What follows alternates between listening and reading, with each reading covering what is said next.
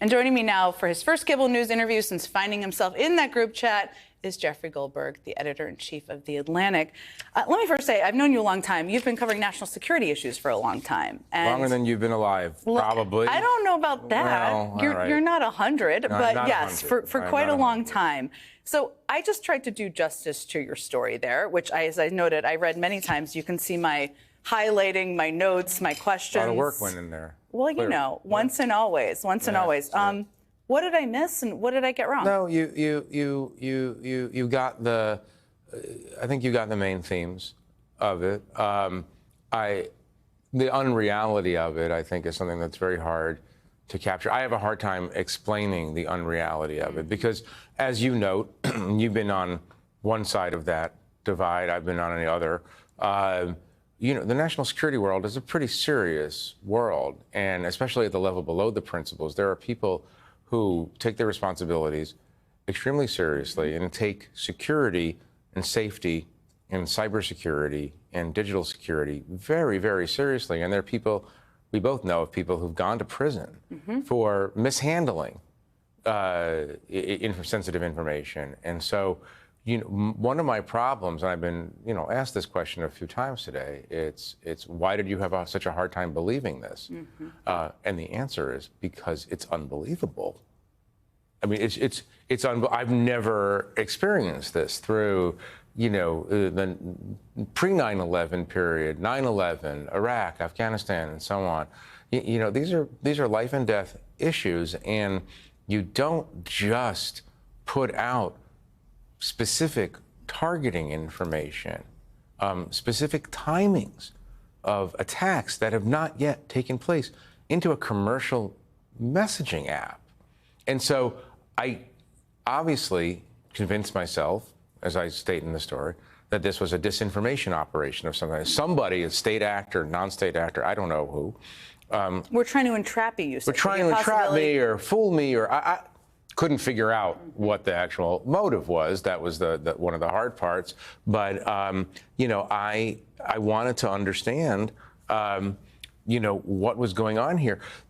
At the end of the day, the most obvious explanation that it's just real was, for most of the time I was following this, the most improbable, because I'd never seen senior government officials act this way. It is so stunning. I mean, I think anyone who's worked in the national security space in any way thought it reminds them of moments. It reminded me of a moment. I read the Russia memo. I was just telling you this on Russia's engagement, Russia's intervention in the election in 2016. The very last day I was in the Obama administration, I had to check it out. It was a numbered copy. It was a printed copy. I had to read it in a SCIF and give it back. And there's a seriousness with which most national security officials in government take these issues. Let me ask you, one of the things that struck me is that the information shared, you mentioned the specifics of the war plan's operational details. Right. There was also, I mean, John Radcliffe, who has been in government before, who has had access to national security before, he was on this chain, director of the CIA.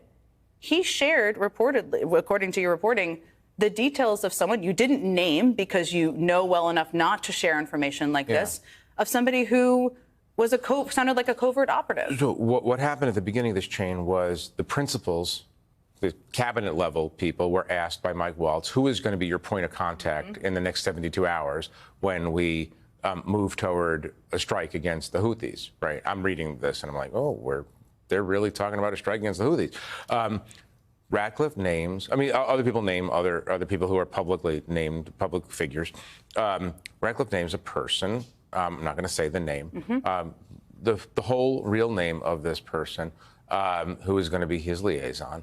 In the course of my reporting and trying to understand, I came to understand that this is an active CIA officer. His name has never been in public before, who is everyone on the chain may not have had need to know who this person was. was. Because remember, the chain is pretty big. The chain is not just 5 intelligence officials or 4 defense officials. It's defense, intelligence, treasury. It's the chief of staff of the White House. It's people who certainly don't need to know the names. I mean, as you know from the classified world, from the secret world, the less you know, the better.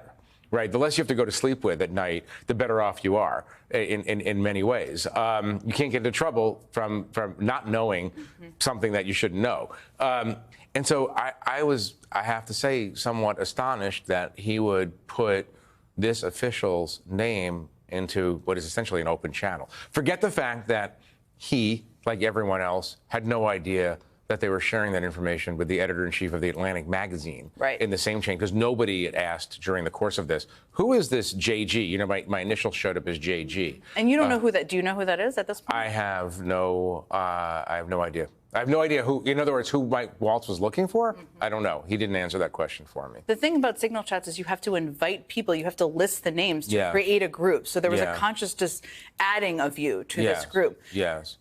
There's been a lot of effort to respond. I mean, I noted, as I just kind of gave the summary of the piece, you got a response from the National Security Council spokesperson. No. Oh, yeah, and every agency has been saying, just ask the National Security Council. Just ask them, punting it to them. Well, what's going on a, you could read the tea leaves here. It's Mike Waltz put this group together, not me. Don't ask me, ask him. That's what's going on. But every one of those individuals should have known that they shouldn't be having these conversations through a Signal chat. We all like to think that we're really good at digital hygiene, but most of us are not good at digital hygiene. And if there's a lesson here, I mean, a lesson for a normal person living in the world, it's know who you're texting with. I mean, it's kind of basic. And if, by the way, if you're running a major intelligence operation or the Pentagon, maybe you should know how to operate in a digital environment. And you said you haven't seen a breach like this. I mean, you just said that. You've covered... There have been a lot of breaches. There's been a lot of leaks. There's been a lot of stolen, cases of stolen documents. I've never seen a large group of senior-most national security officials just kind of willy-nilly put out a bunch of stuff, without knowing who they're talking to. So they've been punching you and others to the National Security Council spokesperson statement, which I want to talk about in a second too. But in the last hour, Secretary of Defense Pete Hegseth reacted to your story after landing for a trip to Hawaii. He didn't initiate the chain, but he had a lot to say on the chain, it seems. Reporters asked him. He had the most sensitive things to say. He had the most sensitive things to say, including the kind of war detail plans that you didn't even include in your reporting because you didn't want to put operational details in your reporting. Look, I mean, we can say this now. We know American pilots are involved in this operation. That's very, very dangerous work. I found out about this as a civilian 2 hours before the operation launched. The last thing I want, even as a reporter who wants to know about government decision-making, obviously, the last thing I want is to see American lives endangered in any way. Which is why you didn't include it. And this is why it could have been many people on that chain, which is part of the thing I think that should be explored. Let me play what Secretary of Defense Pete Hegseth had to say. You're talking about a deceitful and highly discredited so-called journalist who's made a profession of peddling hoaxes time and time again. Nobody was texting war plans, and that's all I have to say about that. I don't expect you're going to respond to every aspect of that, but nobody was texting war plans. Again, you have extensive reporting. Anybody can read it. What is your reaction to that? Look, I'm going to be responsible here and not disclose the things that I read and saw. I will describe them to you.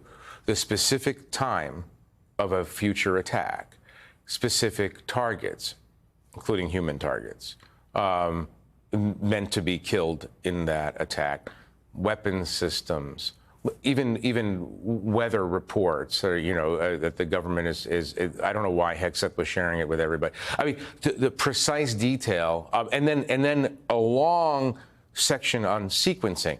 This is going to happen, then that is going to happen. After that happens, this happens, then that happens, and then we go and find out if it worked. I mean, he can say that it wasn't a war plan, but it was a minute-by-minute accounting of what was about to happen, organized by CENTCOM, Central Command, which is the military oversight group of the Middle East, the broader Middle East.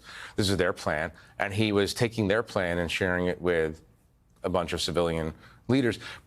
It's interesting because as I'm reading it at 11:44 a.m. on Saturday morning, the 15th, seeing that the Houthis are not going to know about this for another couple of hours. And you know about it. Well, and I know about it, and I'm thinking to myself, I mean, honestly, I'm thinking to myself, well, I'm glad that Mike Waltz didn't invite a Houthi into the group or a Russian spy or an adversary of the United States. But put that aside.